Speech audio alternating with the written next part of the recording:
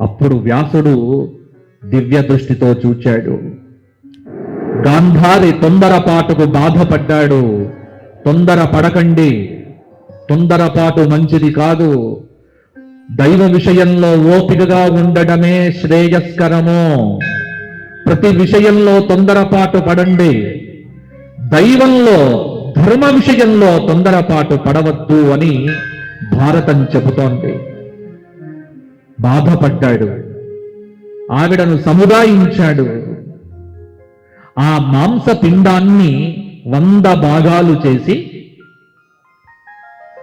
ఒక్కొక్కటి ఒక్కొక్క పాత్రలో నెయ్యి పోసి భద్రపరిచాడు. తన మంత్రశక్తితో